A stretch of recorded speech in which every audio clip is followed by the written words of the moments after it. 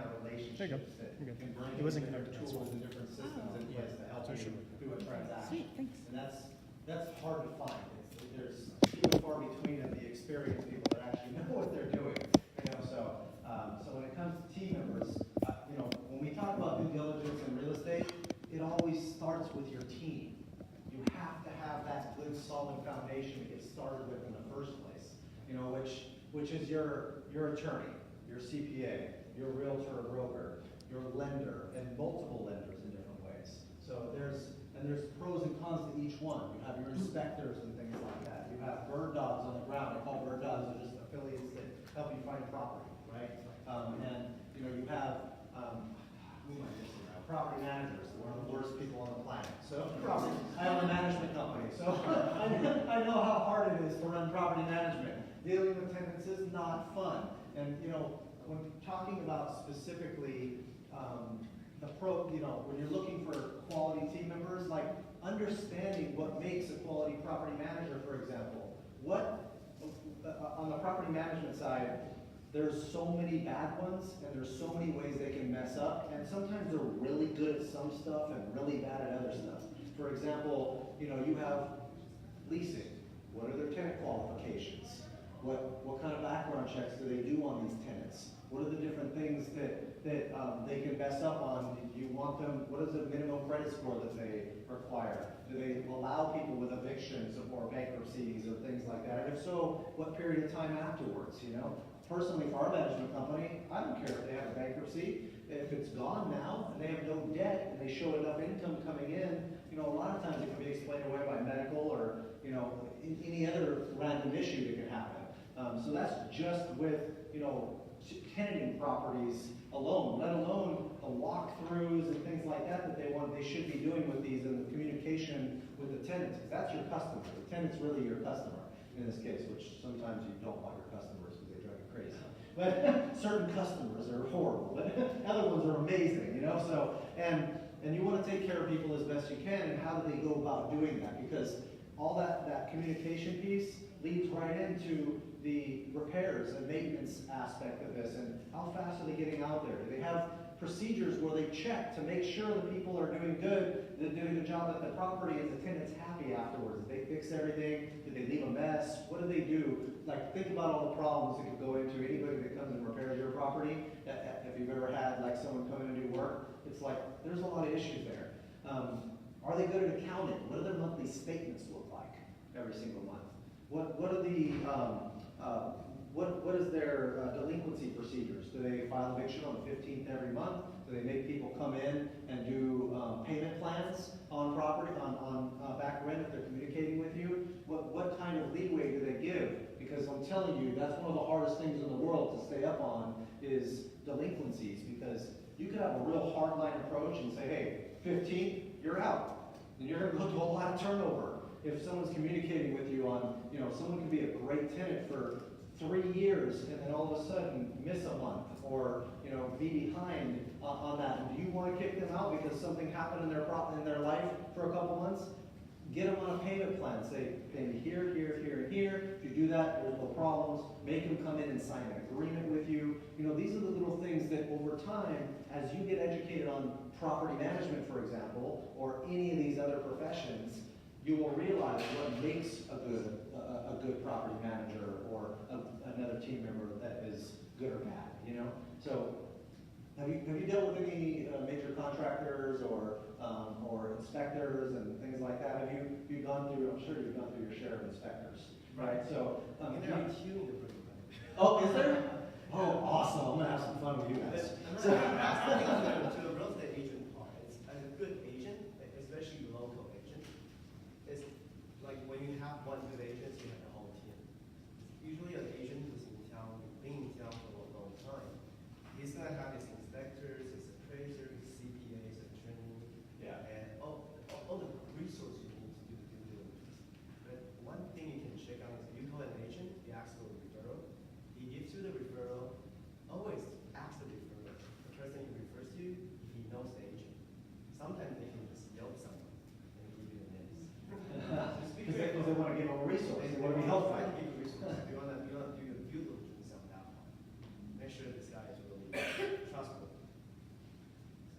I agree, and a lot of times you can get bad referrals because you need to understand the education of the person that's referring you that person, right? Do they know what a good CPA is? If someone goes tell me, hey, go to my stock guy, he only lost me 12% this year, but it's amazing. You know, like, wait a minute. So, I mean, there's the referral piece is great if you're dealing with someone that has a higher level of education that understands what makes a good one. It's like I always tell people, you don't go ask your broke uncle for financial advice, right? You don't go ask someone that isn't in a better financial position than you for that financial advice.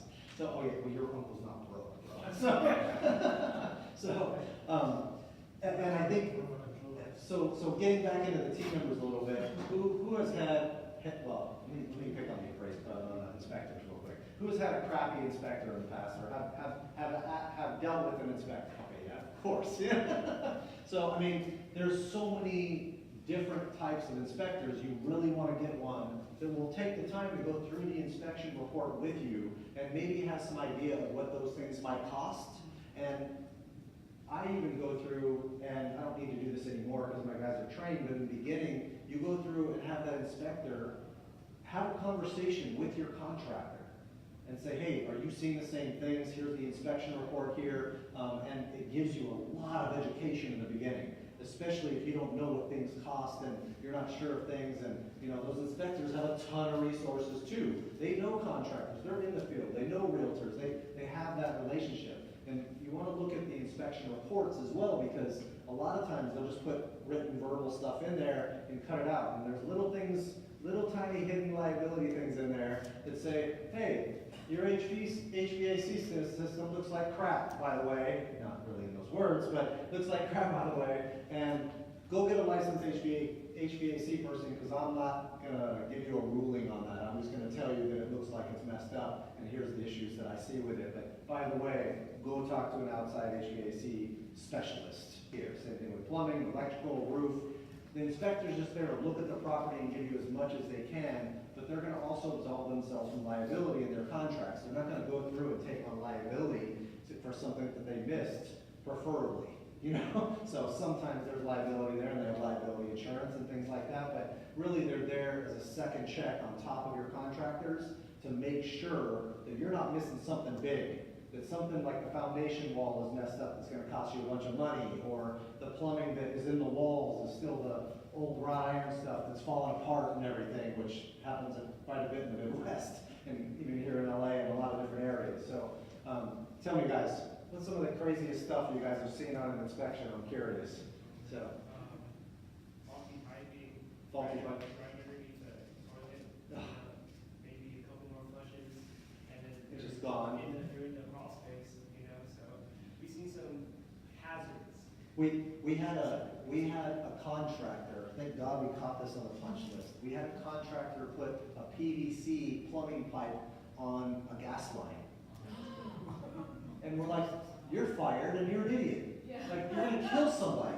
Like, you shouldn't be working on construction if you, I'm like, what else did you work on? You know, like, immediately, no electrical, right? Nothing? You know, like, it's amazing to me sometimes. I mean, but you deal with so many people in this business that sooner or later, someone is going to screw up and screw you. So how do you handle that? And how do you mitigate that risk by understanding what the different team members' expertise are, and the only way you do that is you make them sit down and go over everything with you and teach you what they're seeing, right? And that's the best way to do your due diligence on these things, is having those team members that teach you. So does that make sense to you, Ted? Yeah, inspectors, I think and you do communicating with inspectors. Yeah, that communication is key. And who here has gotten screwed over by a contractor in the past? I mean, you have. I think everybody that's invested in real estate in any like real scale at some point has been screwed over by a contractor. I was just telling you earlier that I had a contractor on a 19-unit, $600,000 rehab that told me, as he asked me, how do I get licensed and bonded? Or how do I get bonded if he was licensed? How do I get bonded for a big construction job, a commercial job? and they wanted audited financials, and needed help with that. And I said, okay, well, where are you at with your current financials? Do you have QuickBooks set up?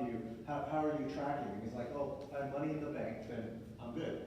I'm like, let me have my lien waivers right now from these contractors, because you're not gonna be paying them for sure. You know, at some point, someone's gonna lose out on that, right? And so that type of thing can be very, very key. Have you dealt with any headaches on that side, on the construction side too much? Yeah. Yeah, don't ever pay them upfront. Never I had. had clients who do that, Uh-huh. just they disappear. Yeah, they're gone. You know, so, and not all of them, but look, contractors are in the field, right? They're working with their hands. They don't necessarily understand money. And we're already talking about 99% of the people in the world not understanding money. And then you add the construction side in the field like that, there's no education there. And it's not, like, nobody teaches this. Yeah, you might have the wealthy barber every once in a while or something like that. But the more you get educated on the financial side, the more wealthy you're gonna be long term. And a lot of these contractors, that's amazing. Like, I would never pay a contractor up front. You can get referrals. Well, yes. Yeah, Yeah. check the reference, that's really important. Yeah, if they've worked on other jobs, go to those other jobs. Have people that have showed you, show me what they've done, and what issues happened after the construction job. That's when you find out how bad they really were. We added 900 square feet to an 1,100 square foot house in Garden Grove. Everything was fine until we go to the bathtub to put my son in the bathtub, and we turn on the bath water, and the bath faucet shoots off completely. And I was like, whoa, what happened here? And it wasn't a big deal. It's just putting it back on and sealing it and fixing it. But it's the little things like that that you don't know until after the fact. So I even tell people after every major rehab, expect another couple $1,000s worth of stupid stuff that could happen afterwards, right? On a major rehab, because you have to have those buffers in place. And one of the things you really want to have in place is construction contracts. So, out of the people in the room that did construction jobs, did you have construction contracts? Raise your hand if you did. This is about right. This is absolutely right. Nobody does it. And what we do in our contracts, we make them have general liability insurance, right? You have to have that. You make them have workers' comp. You make them sign lien waivers with every single check they get. Okay? You pay for materials at all costs if you can, completely separate from labor, and make them bill labor. And then another thing you can do, because here's the thing, contractors, for the homeowners, they're way more expensive, you know, than the actual professionals, because the professionals know what their materials costs are and what their labor's costs should be, right? If you're a homeowner, those prices, it has to be 75% plus of the contractors will only work with homeowners because they can rip them off. You know, because they're like, here's a $50,000 kitchen that should cost 10. You know, so I got a custom kitchen done, all cabinets, everything, in my house for $12,000. Okay, the normal stuff is like $4,500 plus install, right? In Tennessee, it's like another $500 for install. Out here, it's like $3,000 or more, you know, for install. It's just labor price differences. But understanding what goes into those contracts, do you go through and put incentives for performance inside those contracts and point them out to the contractors in detail as you go along the project? Because what happens is, you go through and you go tell the contractor, hey, if you get done 2 weeks early, I'll give you an extra $100 a day for every day you get done early. But if you're late, I'm going to give you 2 weeks of lead time. If you're late on that lead time, and I say, how long should this take? You go tell me, hey, it'll take 3 months. Okay, you're being really conservative with that first, right? And then after that, it's, okay, every day after that 2 weeks that happens, it's costing me interest every single day. Here's how much interest it costs me. I'm going to charge you that interest after that period. Is that fair? Being really, really communicative with these contractors, because if you don't, even if you're communicative, down the line gets late in their timing. Oh, I don't remember anything we talked about. Are you kidding? Why are you so mad right now? The contractor I told you about that just did all that, that told me if he has money in the bank, he's doing okay. He was like 2 months late on this project and was pissed that I tried to charge him for that. And I'm like, this is how much money you cost me. from this, and freaking out, saying he's gonna do a lien on the property and all this stuff, and it was like $5 grand, we're like, forget it, I'm not gonna deal with it in this case. It didn't cost that much extra money on a giant project, so I just let it go. But if it's a lot more money, I would not have let it go. And I would you say give that was in them the contract. if they finish early. Yeah, absolutely, and that's important because they will get it done early if they're getting a bonus. And if they go tell their guys that too, their guys are getting a bonus. And a lot of times, if I know the crews really well, I'm like, I'm gonna talk to your guys and give your guys that same bonus on top of that, and they appreciate that more than ever. You treat contractors right, and hopefully they treat you right too. But there's a lot of issues that can come out of these construction contracts, you know, especially from the insurance side. And if you guys need contracts on that side, email me, I'll send you a template contract you can have Bill review afterwards. Don't take my advice for it, so. Because you don't want to go and be an attorney now too. So, let's talk a little bit more about the team members. What do you think makes a good lender? Yeah. Responsive, and do their qualification right. Okay. They don't ask for more documents later. I mean, sometimes they do have to ask for more, but not the ones that they could have had prepared. You don't want to wait until the last minute and something came up, and you already removed your weaknesses. And that's absolutely key. I mean, there's differences between brokers and bankers, right? You have brokers that typically will go out and find the lending from all these different sources and have access to all these sources.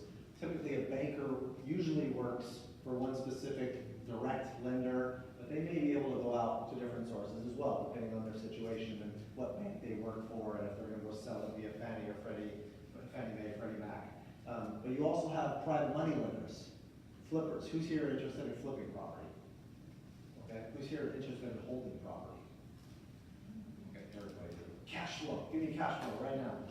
You live in California, so you're like, please, give me cash flow somehow. So, you know, most of these hard money lenders, when you want to take down a project, whether you're holding or flipping, you want to take it down fast, you want to bring in a professional lender if you can, if you don't have the capital yourself. Now, it's more expensive, right? Out here in California right now, I've seen it as low as 8.5%, 9%, and a point to 2 points. Okay, right now. Back in 2007, 6, before the crash, when everything was amazing and going well, and even afterwards, through the down cycle, it was like 12%, 3-4 points at least out here. So I actually, out of state, you make more money on lending, so we lend at 12% a point to a lot of our professional investors. So, and they are happy to do that because as a lender, you want to go through or as an investor, you want to find a lender that's going to come in and be there and be able to fund it like a week or two max, and be able to be there and understand the metrics of the deal, understand the renovation, be able to tell you, hey, this is a bad deal, don't do it. Right? Because if they're not making the profit that they should be making, or they're seeing something wrong, well, your lender will save your butt sometimes. Because they'll look at it and say, I just underwrote this. I don't see how you're making a profit. And so many new investors push the numbers. They just push it because they're like, they want a deal so bad to make that number work. And so many of these investors don't account for all the money involved. All the Oh man, there's like thousands of them, you know, but in reality, it's the same type of thing, right? Go say, hey, can I go talk to some of your borrowers and understand how you performed from them in the past? Can you show me some of the deals you've lent on and what the rates and terms were and that kind of thing? How fast can you fund? How long have you been in business? You know, how much capital do you have? Are you going to run out when I need you? You know, all of these types of things are big factors that you want to consider when you're finding a private lender, right? So that, I mean, it's understanding what makes a good lender on that side and finding them. Now, Bigger Pockets is a great place to find questions for all these team members. If you go property management questions, private lender questions, like all of that stuff you can find on there. Just get lists of these questions that you can go through to actually ask these people, because that's the key long term, is building this solid foundation around you. And I'm not saying you want one. All these team members, you really need multiple. Like, you don't want one contractor. What happens when you have one contractor, or even just two, and you're doing volume? their price slowly rises because you know they're the only one, their time goes out as well, and their quality goes down. So if you have multiple, the guy that comes to me and says, hey, that should be 30 grand in labor when I know it should be 15, cool, I'll go give it to this guy over here that wants my business. As soon as you do that, puts them in check immediately. They're like, wow, I just lost that deal because I was way over what I should be on that deal. And if you're not sure about the labor costs on some of these, because they hide it, right? They're like, yeah, that'll be about 10 grand or X grand or whatever. They try to hide it in the materials and labor piece as well. And so when you're going through and analyzing this, you're like, hey, how much will it be to install the floors? What's the labor cost? Okay, cool. What's the material cost? Okay, it's $2 a square foot or whatever the cost of the thing is. Okay, great. And normally, like out in Tennessee, it's like another $2 a square foot. Out here, it might be like $3 a square foot to put it in. But after you ask that question and say, what's the labor cost? Okay, great. How many guys do that? How long does it usually take? A day? Do you have to move all the furniture? Is there prep work? How long does that actually take? What am I finding out? Finding out how many hours and how many people it takes to do that. So I can say, you charge me 10 grand, and it takes these guys 3 hours for 2 guys to do this. Kick rocks, get out of here. You know, like, just see the door. You know, I can't believe you just lied to me like that. You know, so I mean, that's the type of thing you're finding out where the honesty is, right? If they're making $50 or $75 or $100 an hour for like out here for an electrician or a plumber or HVAC tech or something like that, that's reasonable. But the general laborer should be making like, $20 an hour or something along those lines, most part. Plus, if you're working with the right contractor that has workers' comp and all that stuff, you better go add like 20–30% to that underlying amount of labor cost on top of that because of that, all the costs that go into it. This is why so many people use illegals to do the actual workload, because they don't have that extra 30% markup from from the insurance side, the workers' comp side of things, with all those employees, with the admin side and the human resources element associated with it. I mean, there's a lot of liability when you bring on people like that, right? Anytime you bring on employees, if you're doing it right, there's a lot there. So that's why people go out to these things, because it cuts the cost in half, so it's huge. But, so we talked, let's see, what else do we have on that side? Okay, so insurance agents. Who has had a bad experience with an insurance agent in the past? Okay, what happened? We got all the way down to the wire, like within a week before closing, and suddenly they couldn't provide us insurance. Well, and the lender's not going to have that, so. Right. That's amazing. See, this is the type of thing, like the communication is key. The very first single-family home side, the very first insurance agent I got, I was doing this stuff out in Memphis, and he gets me what's called a DP1 policy instead of DP3 policy. DP1 is a residential homeowner policy that does not cover loss of rents coverage, vandalism and theft, the tenant issues coverage that comes with that. DP3 policy is the rental policy. So when my property was vandalized, the insurance company didn't cover it, and it cost me $5 grand, right? Versus the other side of things would have covered me. So and then there's other things with the insurance. Not all insurance is equal, okay? You're going to see some policies that are like, wow, this is $500 for the year, and oh man, this is $1,000. What's the difference? A lot of times, one of the biggest challenges with this is that these insurance companies will go through and say, I will give you depreciated value coverage, which basically means, hey, your property's worth $100 grand when you buy it. 5 years from now, there's a fire. Therefore, your property's depreciated by 5 years and it's worth less. We're going to pay you out less money. Okay? Full replacement cost coverage is rebuilding the house, and you want to get building code upgrade added to that as well. Potentially dog bite coverage, and you want to watch out because now these insurance companies are being sneaky.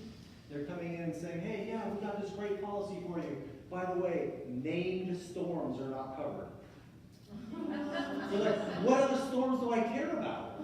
Nothing. It's like amazing to me. When my insurance agent told me that, I was like, what? Those sneaky little bastards, So, and it's things like that that, you know, just like, you're just like, oh, you know, like, is this really happening, right? And what are you gonna do, fight with insurance companies' lawyers? You know, they go, title insurance companies. I had a title insurance company, a friend of mine, that they went and had a giant $1 million title insurance issue with like a very big title company.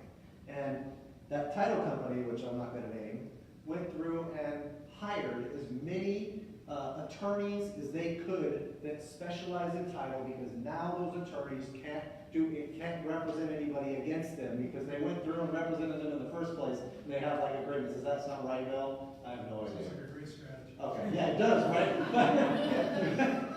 Right? I mean, and so like, once that happens, then they don't have anybody to, like, he had such a hard time finding anybody that would help, because they all worked with this giant title company in the past.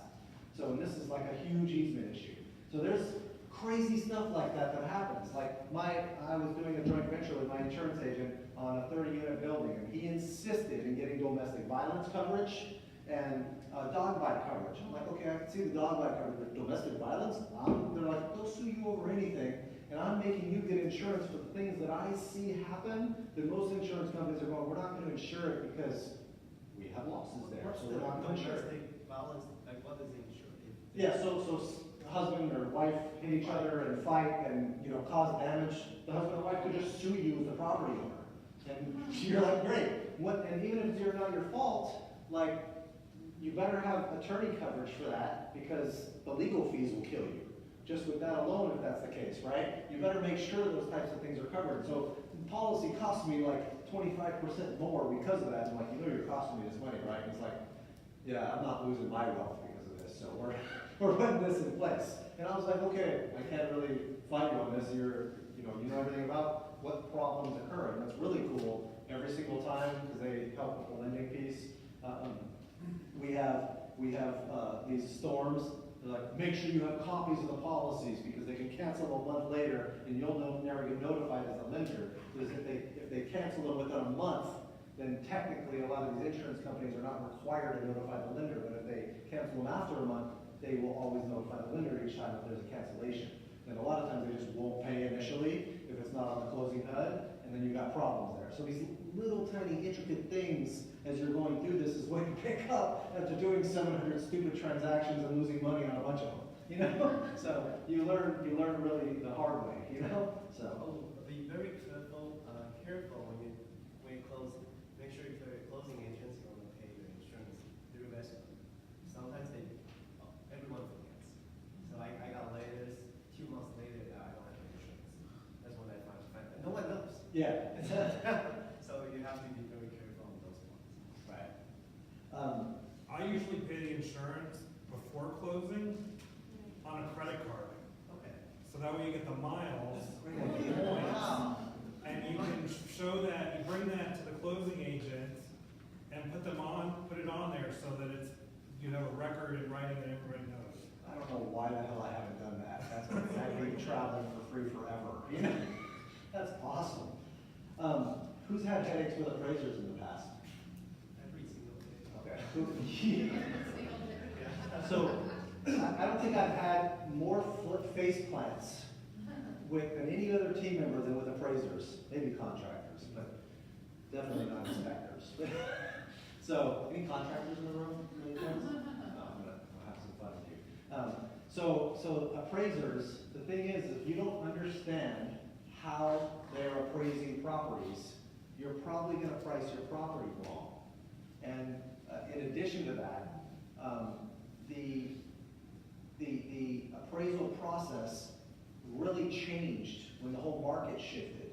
So you've got now there's appraisal management companies that govern these appraisals that take a giant chunk of the actual money that goes into that, right? So now all the real good appraisers that were making a ton of money with tons of experience, a lot of them left and said, I'm not doing this anymore because you're going to take, like, out of the $350 appraiser, you're going to take $250 and I'm left with $100 for doing this job. I don't want to do it. That was because the lenders were talking to the appraisers and modifying things when the whole housing boom happened and it collapsed, right? And so what's crazy though is that you need to understand how to read those appraisals and how to dispute them.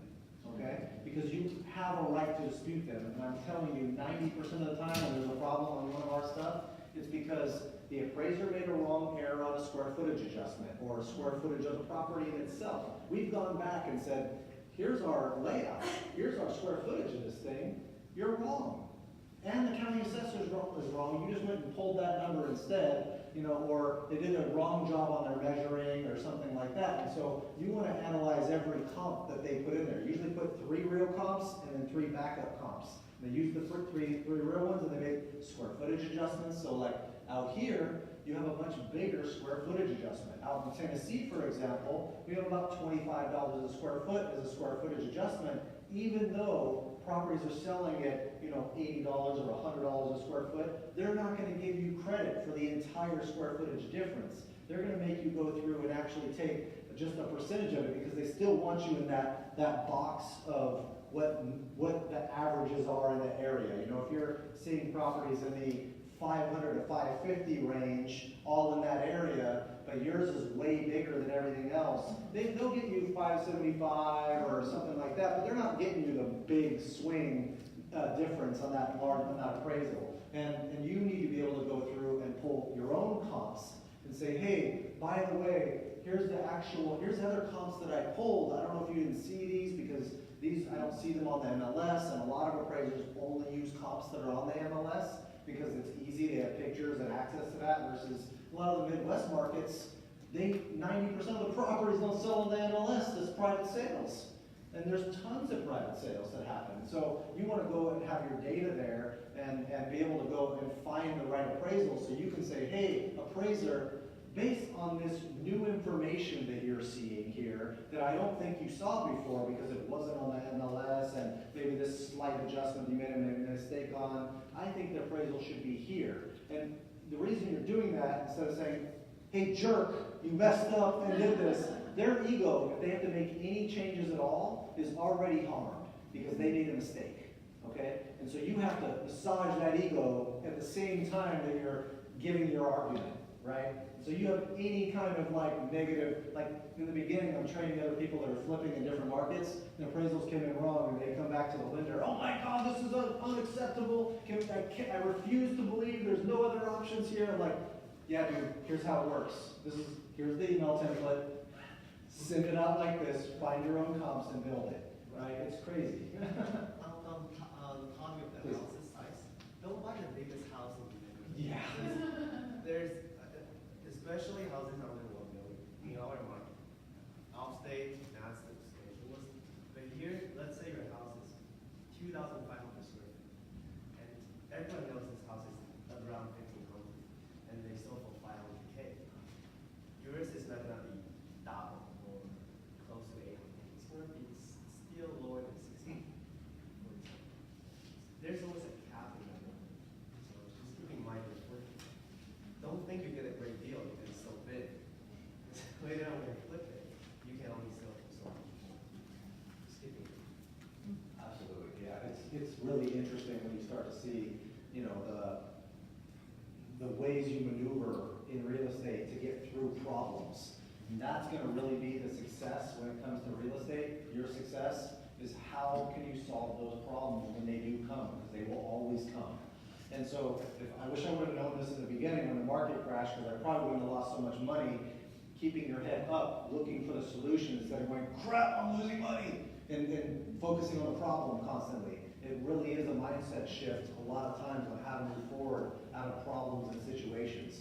So it's really important to really focus on that, so being solution oriented. And that's where I'm telling you those resources that are in the room, that going to those 4 networking events a week really substantially helps your ability to maneuver out of situations because of the resources that are available to you.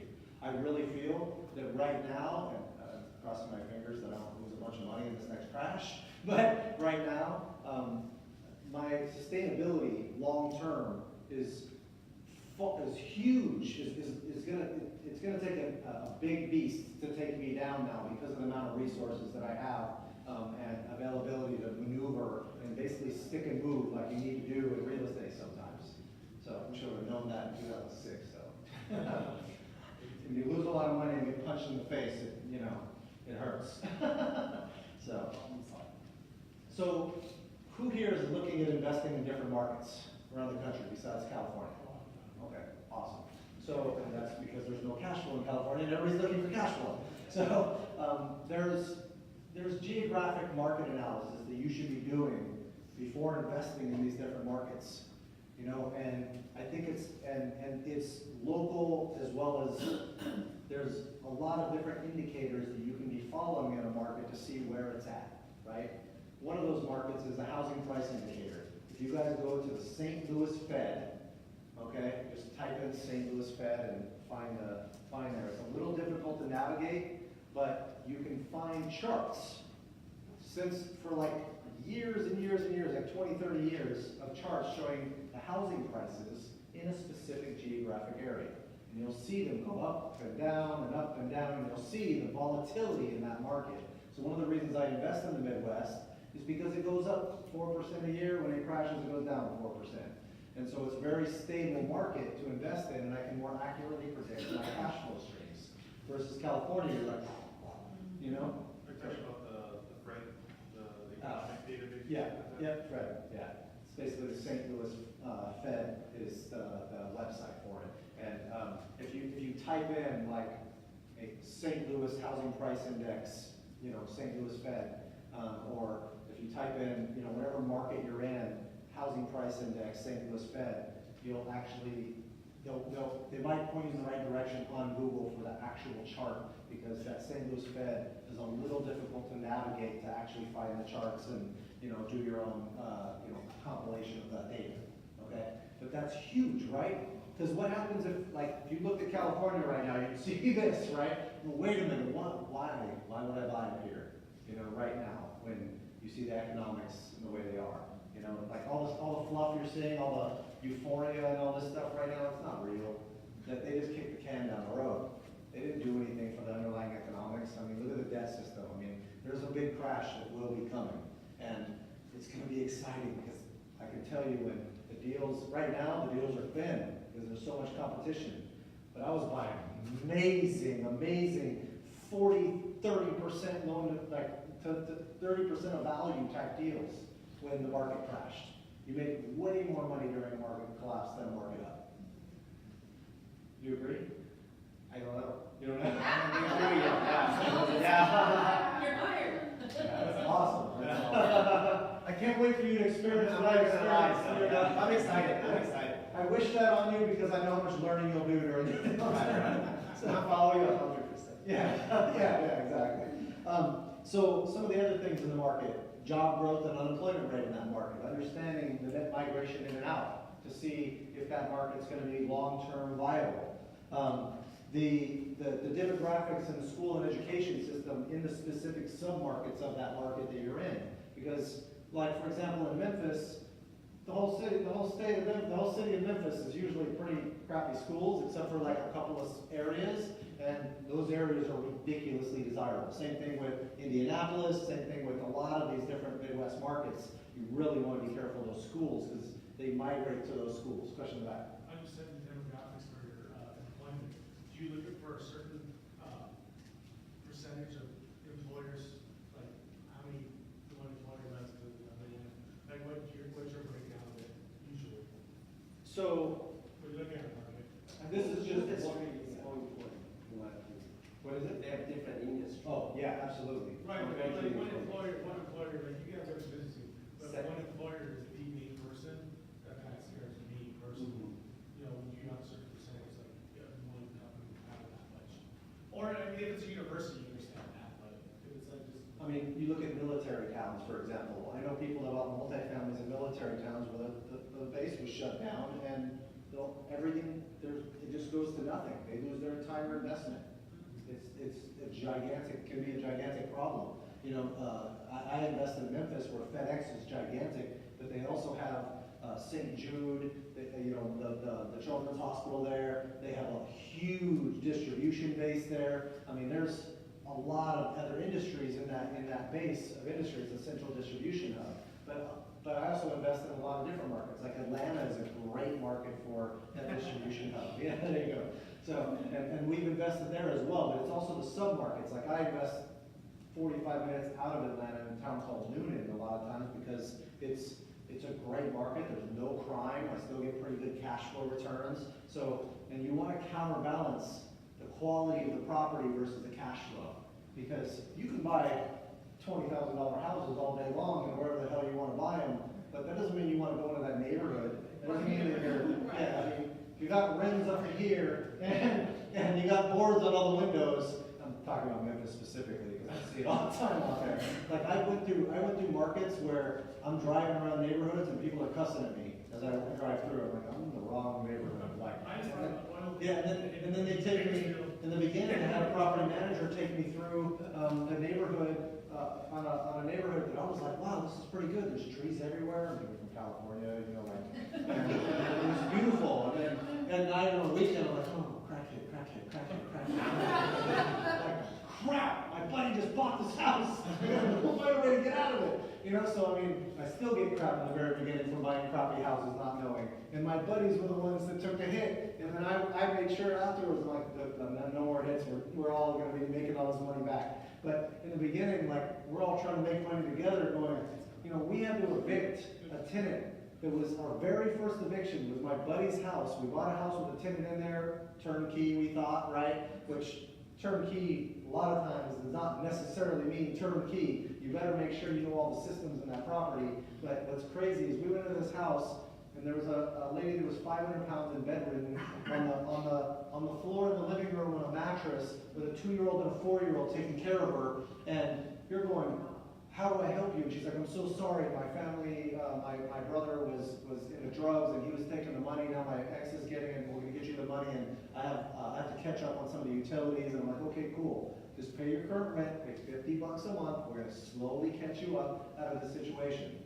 Another month goes by, another 2 months, no rent, going back over there, knocking on the door, flying to Memphis, like when I'm out there, because I was going out there every month anyways, at that time. Now I go like once a year. But in reality, what's crazy is we go in there and the sliding glass door is shattered all over the ground. And I'm like, what happened? She's like, I don't know, I looked up and it was like that. And I'm like, you're 2 feet from the sliding door, like it's shattered. What do you mean you looked up and it was like that? One of her kids probably broke it or somebody broke it, you know, and you're going, okay, now I know you're lying. We had to evict her, and what was crazy, it took 15 firemen and a Zuzu trooper and a cargo net to get out to the front window of the house. Like, that makes you a hardened person. That's when you're going, dude, this sucks. And the manager's crying because the little kid's helping put their stuff in a bag, going to the grandparents' house, and the mom's going to the hospital. You know, but you're like, at least they're in a better position because these 2-year-old and 4-year-olds shouldn't be in that kind of position. But you see sometimes extreme poverty. You know how many people have died, and that's the excuse for not paying rent? I've had parents die 8 times. Where you're like, no, you don't have any more parents. Sorry. You know, like, you end up not believing anybody anymore, and it kind of sucks because after a while you're like, yeah, well, if you don't do what you say, I'll put you on a payment plan. First time you don't do what you say, you're out. Because after a while, and it sucks because you're going, I can't let my buddy that owns this house or my investor lose money on this because you're not paying and I feel bad. You know? And it becomes a really hard thing. If you're going to invest in real estate, realize that. I mean, really good people can turn out to be bad when it comes to money. You know? So and remember, 99% of people are not good with money, so you got to keep them in check to make sure you get paid. You know, if you let things go too long, you got problems. I mean, there's a lot of issues that go along with that, right? And it's really good to have the property manager. Sometimes the sentimental part will come out, and it's hard for you to be that bad. I don't want to say the bad person, but it feels like you're doing something horrible. Yeah. My parents did once, and they quit investing in real estate ever since. They took the rent, and they asked me, so how did you get the rent? And he said, oh, he was driving a taxi. And then his daughter was crying in the back. There's nothing in their home. My parents ended up giving the rent back and give them $200 extra. And then they sold it and never want to have real estate again. So it's actually better to have a professional who can Not have that emotion. not have that, just be detached. I tell my managers out in Tennessee, I'm like the California office, so you're not the bad guy. Because we're going to fly out here and they found me online before, trust me. They're like looking me up on the recorder's office and trying to call the office and find somebody. I'm like, I don't know who that is, you know? You know, I don't know who Matt is, who's that, you know? Wrong number, you know? But yeah, it's crazy when you do that, right? But let's get back into the market analysis aspect. One of the other biggest factors, and you brought up employers and stuff, but one of the biggest factors is the government in that state, right? For example, who the hell wants to invest in California right now with the you know, potential laws changing with rent controls and you know and the tax situation where they're actually increasing taxes like crazy out here. You know, wealthy people are leaving in droves because of this situation, because of the tax situation and the problems here. You know, so the underlying economics of a market is really important, right? What kind of new programs are they going to come out with long term to be able to help a business owner or make things easier for you as a business owner? There are certain things in other markets too, like the taxes, that can be a big deal. In Tennessee, for example, there's some weird thing where, hey, there's no state income taxes when you own property in your own name, but if you own it in an LLC, you got to pay a 6% franchise and excise tax based on the value of your property. That sucks. Yeah. But if you have an LLC that's 95% family owned, you can do what's called the fonts exemption for residential property, not commercial, but residential only, and you don't have to pay the tax. But there's like little intricate things with each market, so that's why it's important to find a CPA, an attorney in the market you're doing that business in, so that you can ask them that advice. And don't just find one, because I can tell you, you know, I just had a bunch of research done for lending laws in like 10 different states. And I'm getting totally mixed signals from like 3 different attorneys that specialize in lending. And I'm going, who's right? You know, how do you know who's right? It's like you gotta go read the code yourself and have them pull the code. And it's crazy sometimes when you deal with that kind of thing, right? So the governments, the crime rates, median household income, you know, what's the general economy look like too? So all these things before you're looking at, just kind of get a general idea. I'm not saying this is the end factor, because there could be a lot of other local real estate benefits of a market, right? So that you want to deal with. In the local real estate market, we talked about the housing price index and things like that, but we didn't talk about the affordability index. Who knows what that affordability index is? Okay, so what it is basically, thank you, appreciate it, Dave. Got those two. Yes, thank you. So it's basically just going through and saying how is affordable with a 20% down payment, how affordable is that house compared to other markets in the nation with the median income and things like that. So it's understanding, you know, like for example in Memphis it's very affordable, in Florida it's really affordable, in a lot of these lower markets it's really affordable compared to the income in that market and the median incomes in those markets, and there's a really high rent to price ratio in all those markets, meaning, you know, out here in California, you might buy, and you know, 700, my previous example was 500, now it's gotta be 7. Yeah. You might buy a $700,000 house and rent for $3,000 or $3,500 a month, or you know, $4 grand a month or something like that, right? In Tennessee, or a lot of these other Midwest markets, you might buy a house for 100 and it rents for 1,000. So it's a 1% ratio versus, or a 0.8 to 1.2% ratio, depending on where you're at, instead of, you know, a 0.5% ratio, which makes your cash flow much higher in those other markets, right? Now you may have potential for appreciation here, maybe not now, right? So it depends on timing. You don't just go through and say, hey, and right now it's hard to tell, because we're at the top of the cycle, but at the same time there's a gigantic lack of supply. But where does that lack of supply go? That lack of supply is primarily in the lower income areas, where the developers, because of the cost of construction here, they're starting to go through, and their only option to make deals pencil is to go super high end on the rents and the properties, which takes away more supply. And that's what rent control does here too.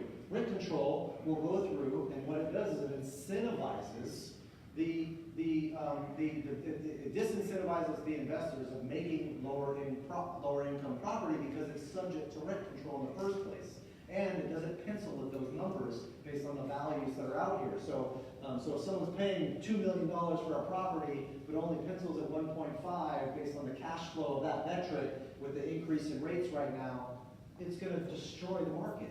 You know, they're gonna, and that's what's happening out here right now. Guaranteed, if they enact rent control, it's gonna get worse.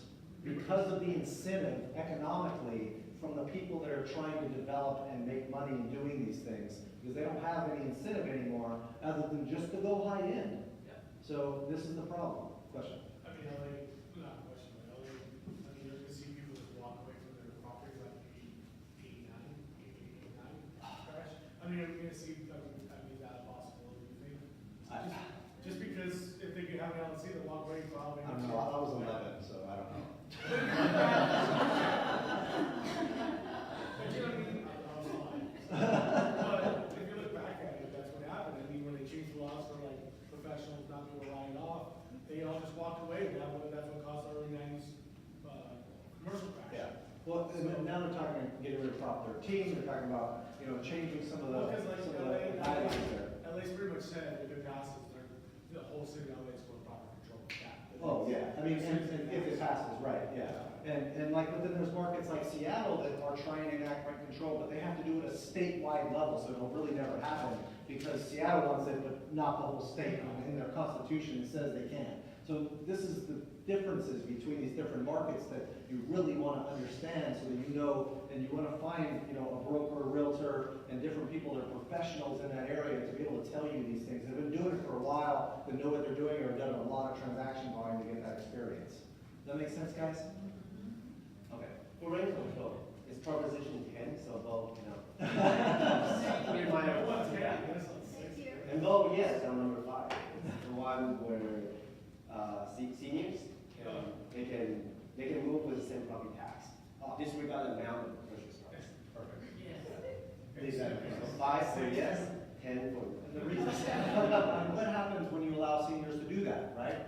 You actually add more properties to the market because they're able to move freely now, because 90% of them can't move because they can't afford, you know, an extra $7,000 a year in property taxes. Because you're paying $700 on the one they post, it's like the Right. 50s. And another thing to be careful about in these other markets right now, based on an economic discussion here, is the pensions, the public pensions, the state pensions and things like that. Because what happened just right now in, I think it was Illinois, it just happened, how this happened with, was it Illinois? It was Illinois, they Yeah. went to court for their pensions with the city workers, said the city workers brought them to court because they were trying to get on their contract, say we're not gonna pay it, we're gonna lower your pensions, blah, blah. They said, we have a contract, they went to court, the court said, you have to keep up with the contract with the city workers. The state went, we're in trouble, and raised everybody's property rent 1%. So everyone went from whatever was 1% or 2% to. Which is like double, yeah. Double the So, property taxes. so what happens if that happens here in California? Because they're broke, No, right? it's gonna happen here. Yeah, I mean, they're gonna follow the same type of thing, right? Like if they see other states do it, you know, I mean, they may or may not, right? I mean, it depends on how broke they really are. I'm just hoping the marijuana industry here makes them flush and then they're fine. So, we'll see, like it happened in Colorado, so. I mean, Cal purchased $1 trillion in debt from teachers and Right. firefighters. It's a little scary, and that's all I'm saying. So, you know, that's why I'm saying, look at these other states, like, are they broke, or are they doing okay? Like, where are they at on their debt situation? Because we already have the national debt, we don't need the local debt on top of that messing with us, you know? So, that's all I'm trying to say, is be careful about that, because the recourse on that is this type of doubling of taxation and potential issues there, right? Like, you look at Greece, what happened when they shut down the banks and stuff like that. All the other countries are like, oh, did that work? You know, like, let's see if this works, because we might be able to do it too, right? So, let's see here. How many building permits are coming out in the market to understand what's happening there? Number of homes sold that are on the market, you know, how long they're staying on the market and things like that. Do you see what's happening right now in California as far as the market goes? Can you tell us a little bit of an update on what you see? Absolutely. So, price reductions, something we've been seeing. There's been about 36% houses on the market is doing a price reduction for the past 3 months. So, yeah, go I ahead. have a question for Matt. We're looking at an area, just look at, you said you look at what time, time on market. How far back do you go? Because like, example, I know, because I've talked to Bill and everything, 6 months ago, a year ago, you're saying, watch the $2 million range, over, if you look at when the crashes happen, the $2 million range and above, like 2 to 5, is the first one to slow down. So it happened, it started a year ago, now we're starting to see it happen in other places. But how far back do you look at, like, if there was a crash before, like we had the crash? I mean, look back and see what was in the first The half year? whole idea is to look at it from a historical performance situation, right? You wanna go back like 20 years. Does anybody have like the Bitcoin app on your phone or the Coinbase or whatever it is? I don't know if you've ever, you can play with the years and stuff like that, and you're going, wow, if I had a day, I see this mark go up like this, and I'm rich all of a sudden. Where you're like, oh wow, they just had this huge tank that happened right before that. So if you're looking at that volatility, on that long term, you really want to look at the long term play, of what's happening in the market. What was that a year ago? What was it 2 years ago? What was it 3 years ago? What is it in the last 6 months? What about month by month by month through the process? Because out here, are you seeing a lot of slowing right now in California? Or like you're an amazing broker, so you're like, price is right, we're good to go. So, Price is important, but overall, we see the days on market has probably increased 30%. Okay. We used to take about 15 days to sell, now it can be about 20 days to 21 days. Still great compared to other markets.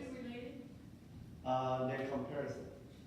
So compared to 3 months ago. If the fact that they're selling sooner due to the price reduction. They're selling slower, so there's a price reduction. Okay. Yeah, that's the correlation. There's not a ton of offers on properties like there were in the past.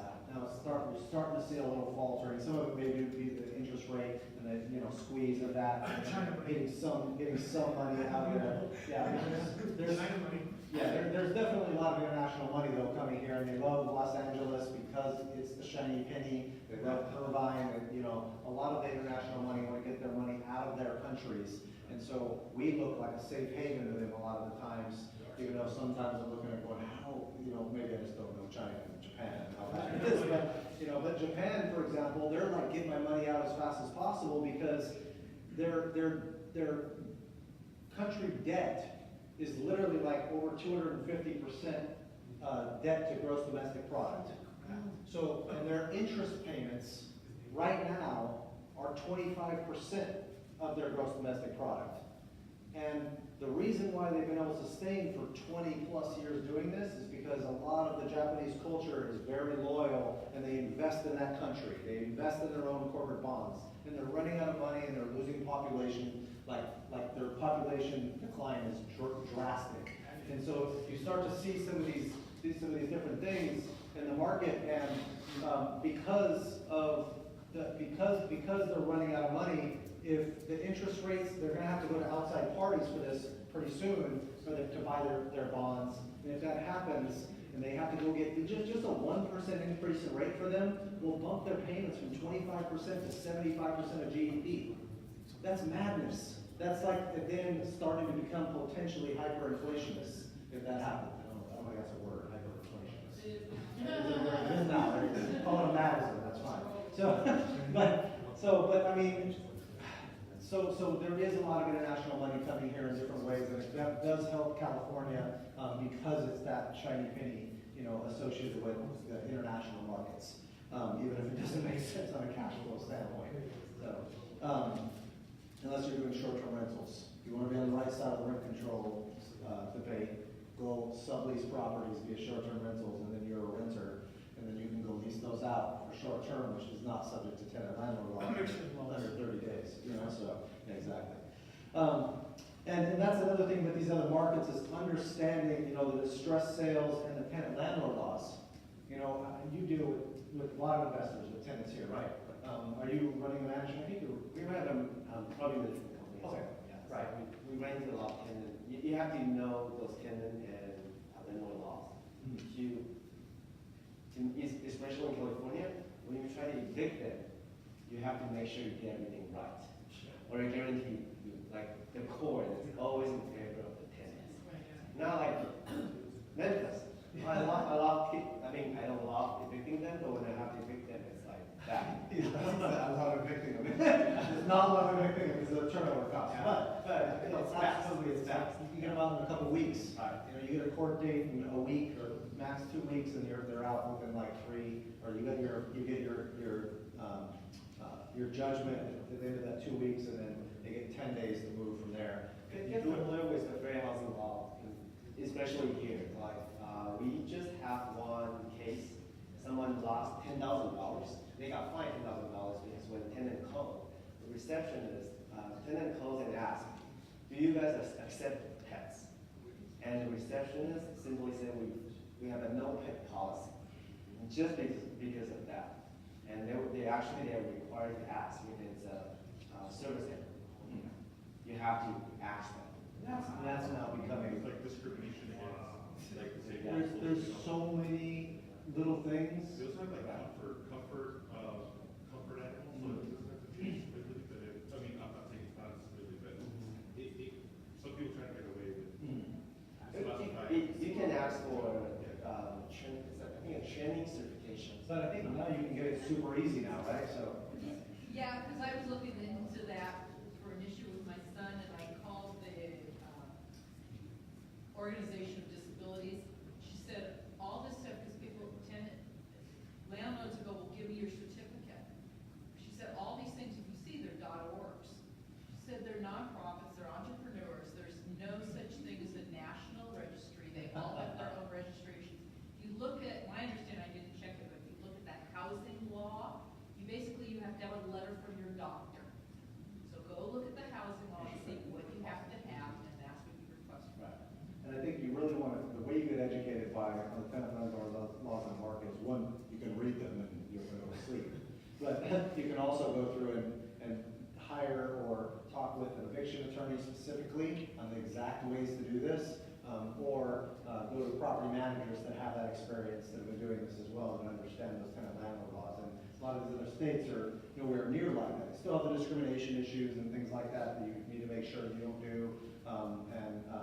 But at the same time, California, if you do it wrong, it can squat for a long time.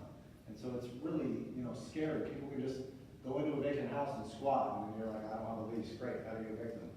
I have a problem. I'd be like, where's my guy? Get out of my house. Yes. But the other side, actually, who represent people who are evicted, they are fighting with this technicality. Oh, yeah. So if you don't know what to do in there, you're most likely gonna lose. That's Because if they just go after the cars, place and go place. right.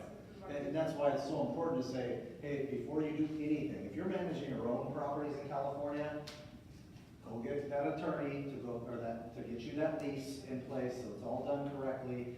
Go through and make sure that you have that discussion with them. If you have to kick them out, if you have to do anything with them at all, give them notice, talk to that attorney about it. Make sure you know exactly the right procedure and the right notification and documentation to make sure that happens, and you have proof for all those items to protect yourself. That's all. That make sense? So let's talk a little bit about property analysis. Okay. So what do you think if you're walking into a property for a client, okay, and what are some of the things you're looking at to try to protect them? You mean, when you analyze a deal, or it's more like walking into the house? So let's start off with the neighborhood, okay? And we'll go piece by piece through this process. But in the neighborhood in itself, I mean, obviously you're looking for certain things, but like what gives you warning signals and things like that right away that make you realize, oh, wait, let me back up a little bit. So for a lot of my flippers clients, investors, a lot of them, they bought a deal, they thought it was great deals. And when I'm walking, so sometimes I see an electrical tower right in the backyard. Sometimes I see it's right back out to the freeway. Sometimes it's right next to a major road. So those things, not just the house itself, and not even always a big market, it's the little things that around the house that really matters. Or even just the next door who likes to collect cars, but not nice ones. Would definitely affect the value of your homes when you're selling it, because those are eyesores. So little things around the house is what I look for. Or sometimes we sell houses that's too close to commercial areas. And right around the corner is a dispensary. Marijuana dispensary, yeah. So that's why we see around the house. And all in the this stuff neighborhood. is gonna affect your appraisal, right? So on the back end or the front end, when you're buying or selling, and those things are huge because, Yeah, the issue is sometimes the appraiser, they will give you the value because they compare the house to the house. And you thought you really think you get a great deals. But the buyers, they buy it to living there. So if you're next door, has some neighbors always play music loud, someone who's out there drinking beers at 12 p.m. It will affect your value, so look out for those little stuff. And your realtor should be able to help you to watch. You usually don't see that a lot through I still, depends on where you're at, but yeah. and you know, you wanna be careful about the rural areas as well. And, as well as like side streets and things like that, like little cul-de-sacs that are way off in the, out in the, like off the beaten path, because, you know, nowadays you can market your rentals online and things like that too, but you think everybody's seeing the street sign? And if it's way in the corner somewhere, you got neighbors, that's it. You know, so you have a lot less foot traffic, it's harder to rent those types of properties where they're out in out there. With the online stuff, it helps, like I said, a ton, but that rural area, you may have a hard time finding contractors in a rural area, or team members in those areas that know what they're doing. And you may have a lack of comps, if there's, you know, a lot of land around your property. Most appraisers want to look within the last 6 months, within a half a mile of your property.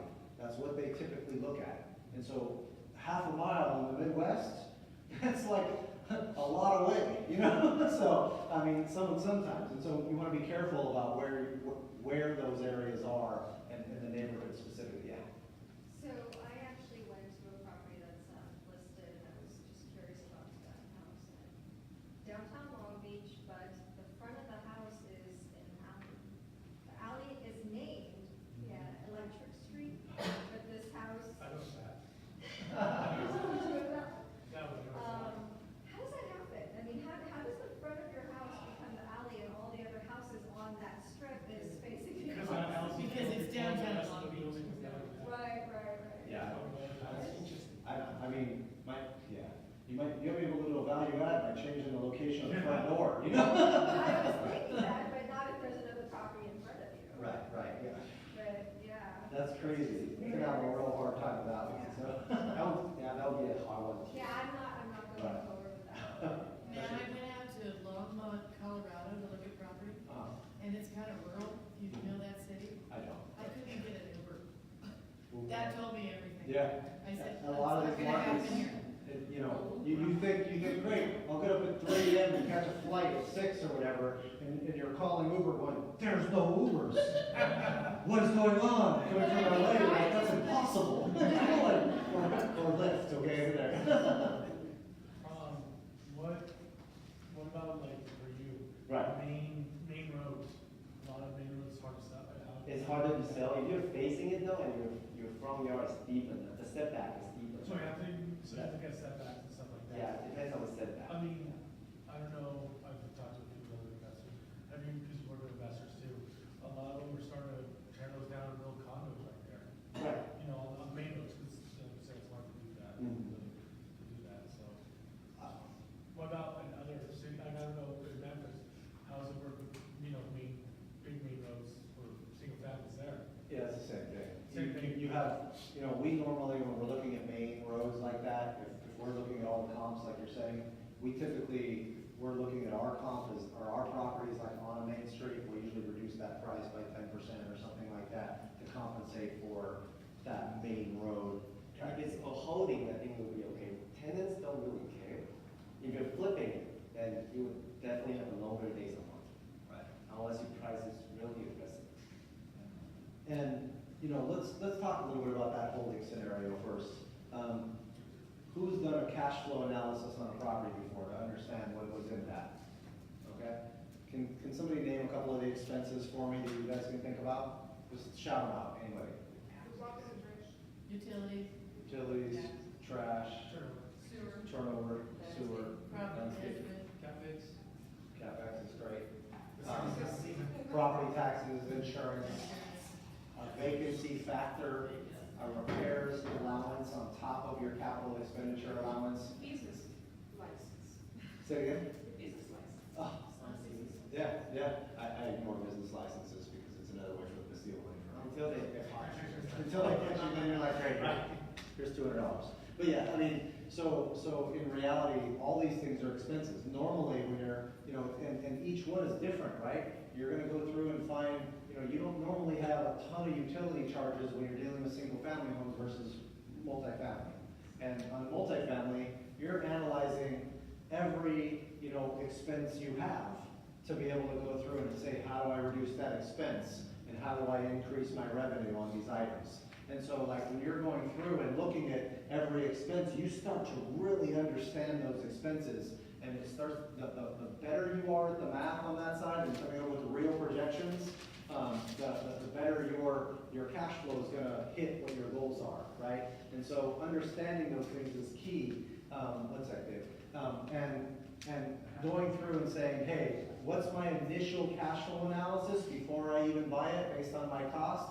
You don't even need to know the value of it unless you're trying to compute property taxes that changes. Like here in California, property taxes change when you buy, right? Out in a lot of the Midwest markets, they don't. They change like every 5 years based on some of their metric that they use. And so, going through and saying, hey, what's my rent amount? How do you analyze rents?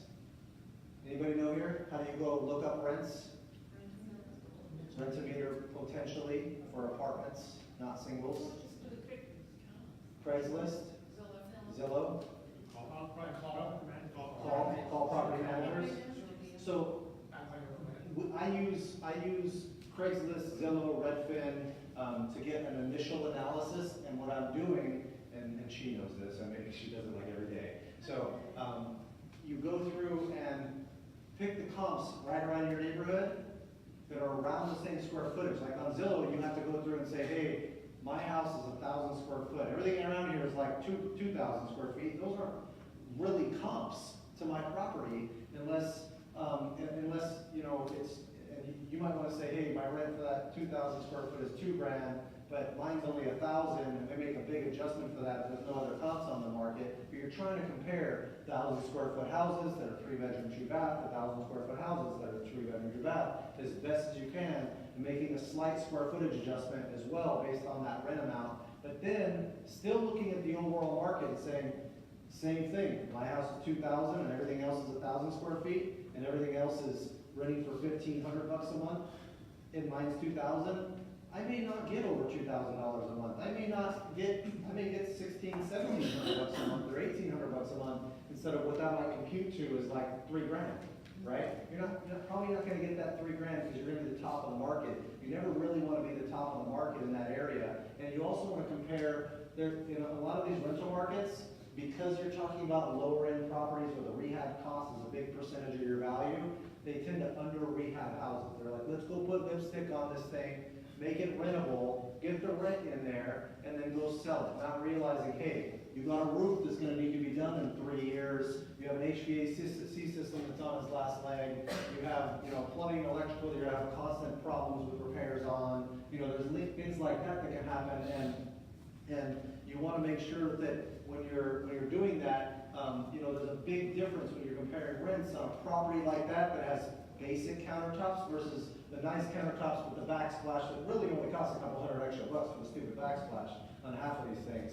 But the two-tone paints with the trim in a different color, you always want to have darker paint in a rental as much as possible, or paint that doesn't really mark on the walls, that kind of thing. But you're comparing apples to apples, right? You can't really go say this crappy rehab is renting for $1,500. This amazing rehab is, what's that going to rent for? Is there any other things in the market that are amazing rehab that I'm seeing rents on in that value to compare to? And it's the same thing for the sales too. You can't go pick. It's totally really hard to find these things, and Zillow can be wrong a lot of the times. All these online sites, they can be wrong on square footages a lot of times. So when you're pulling your comps, you want to go to the county assessor's site, see if you can find what the square footage is there, to compare it, to make sure that's the right number. There's bed and bath can be wrong. It's just data, right? And a lot of times you can't go take this estimate because they include properties that are unrenovated. They don't have a way to say this house is fully rehabbed and this one is not, you know, and has a roof issue and a plumbing issue or whatever differences in those houses. That data can't really extrapolate that, at least as far as I know. Maybe it was estimates, maybe it's way off, we'll see. It's always way off, like, and they choose properties that are outside of a mile away from the property and sold a year and a half ago instead of within the last 6 months. And you really have to refine your data to get that metric and how far away from that property is to come up with your right estimate. Because if you don't do that, you're gonna think your rent's way up here and it's not. And you're gonna be screwed, especially if you go buy a big multifamily and do that wrong. You know, and it's all based on that value add on rents on multifamily. So, you know, these are the types of things that you want to look at when you're analyzing, you know, rents and value in a property, right? How do you help people with some of the exit strategies on these things? What, like, well, you have a lot of investors out here in California, right? Like, what are the different strategies they use to try to go sell these things, or do they? Multi-units or single? Both. Like, how do they go about, do they just come and list it with you? What are the different, how do you market, I'd say, a multifamily versus a single family home in different ways? And what's the buyer prospect look like, I guess? So for me, I don't deal with multi-units. Okay. I only do single families. So the exit strategy, the people who want to sell their single family residence, they usually want to exchange to multi-units. Okay. So the best way would be the 1031 exchange. Okay. Avoid that capital gain tax. That's huge. That's huge. Or you can go extreme. Some of my owners, they love to just live in there for 2 years. And then. That's great. Yeah, it's 3 out of the last 5 years now, they've changed it. So, but yeah, that's huge. If you have a rental property that has a lot of gains on it and it's depreciated and things like that, you can go through and live in it for 3 out of the last 5 years and go resell, and you get that $500,000 if you're married or $250,000 exclusion if you're single. Gain it gets wiped out for that amount. So that can be a huge potential adjustment there. Because they change it. Say again? When did they change it? Just recently. So yeah, so they made an adjustment saying you have to be there 3 out of the last 5 years instead of 2. And they started prorating it as well based on the amount of years you've been in there and all that kind of stuff. Is So it effective this year or next it year? was last year. So I could be wrong. I'm a CPA, but I don't do taxes anymore because it's not fun. That's and I don't want you guys to go pay for it. I will tell you guys all to not pay the government anything. And then, you know, Because I asked a couple of CPAs and they didn't know. They were still telling me 2 years. So. okay, interesting. Yeah, and it's 3. It's 3 now. At least as far as I can be wrong, so we'll look it up. I'm not a CPA according to you guys, so right now. Let's see. So, you know, there's some other exit strategies that I had to learn when the market tanked, right? Like, what happens if you know the market tanked, you're going, crap, I'm not going to get that extra price that I really need. It might be down 5% or something. And how can you add value to still get to your price? Can you do seller financing? Can you structure a deal like that? Can you go out and find people that need that replacement property and do all the work for them and position it for them as the right type of asset for their situation? You know, there's a lot of people out there that are looking for 1031 exchanges. There's a lot of people out there that are looking for specific tax benefits. I sell properties to a lot of the Japanese clients in Japan because of the fact that they can write off the building over 5 years for Japanese tax law. I sell properties via seller financing to self-directed retirement accounts because it's hard for them to get regular bank financing.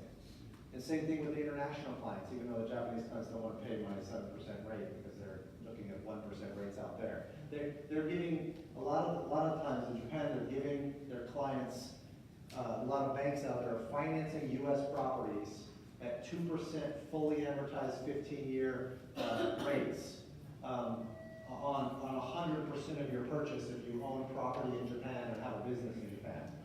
I'm going, how do I partner with you guys on these deals, right? Talking about resources, right? Like, how do you utilize that resource? And then I realized, well, if I have to give them 50% of the profits, I might as well pay a smaller rate or a higher rate anyways. But, you know, these are the types of things you want to look at and analyze, right? How do do you exit a property in a different way? I sell packages of properties to 1031 exchange clients because that's what they need. They need a big package. And so, like, looking at these exit strategies and understanding these different tools is huge. You know, long term, when you're trying to get out of a deal, or you're trying to maneuver, or there's a market shift and things like that, it's really a big deal. You know, you always want to look at your return on investment analysis in detail, right? Understand that number and analyze it on an annual basis. Manage that investment over time. Consistently. You don't want to just say, hey, here's my budget for my cash flow on this rental that I bought. I think that's what I'm making every month. You want to go revisit that every quarter. Did I do that right? Did I make any mistakes? Did I mess up on my renovation? Did I not do the CapEx that I should have done up front and put that money aside? So there's a lot of little things like that that can go into these things. And then documenting your expenses. On the multifamilies especially, they're really important. So knowing, hey, what are all my expenses and what homework should I be doing on these things? Should I go do an environmental? I'm laughing. Should I go do an environmental on this? He had an environmental thing on the multifamily just recently, so and got through it really well. Hopefully not the number two. Well, right. So you know, do you get a survey on a property? On a multifamily, you better go pull all your leases and understand when those leases started. I know agents that'll throw renters and unqualified renters in properties to make it fully occupied just so you buy it because they know no bank will lend on it, and they know that the nobody's going to buy it if it's fully vacant for the price they want, right? So, question. I'd say if you did bring an environmental, see if there's been a great gas station around it at any time recently. Not taking shots at it, but No, so it's interesting because, you know, understanding that expense documentation, pulling those leases, pulling the actual utility bills, pulling the actual taxes, getting your own insurance quote. So many times in a multifamily, you see the 12-month trailing, and it shows an insurance quote, but the insurance price, the value of what they got it insured for is at their initial price, and you don't know what they have covered. They can have really bad coverage. And I've seen this, where they're like, oh yeah, it's a 30-unit building, my insurance is $3,000. I'm like, no, it's not. What kind of liability are you taking? You know? So, it's about time, so let's do it. What do you think will be the most important things? If you have to pick three things to focus on with your diligence. You better know your numbers. You better know your rehab. Like numbers meaning all of your costs. Okay? Closing costs, you know, your interest costs, your appraisal costs, your inspection costs, all of your costs involved. Understand those really, really well. And then also understand your market value and what that renovation is going to be. Because you have to know your numbers in detail as much as possible. Those three things, I think, are the most important things, right? The cash flow analysis, the numbers up front on the purchase, the market value, and the rehab piece. All that is really, really key to focus on. So, thank you for cutting me off. I didn't realize it was like 9 o'clock. She's giving me the hurry up. It's 9 o'clock. So, thank you guys very much for this tonight. So, if you guys, like I said, if you guys want to go to the conference, you guys can go to the website, and OCG24 will get you guys the degree and all the stuff. So, it'll be really worth your while if you guys want to go. Thank you guys very much. See you guys next time.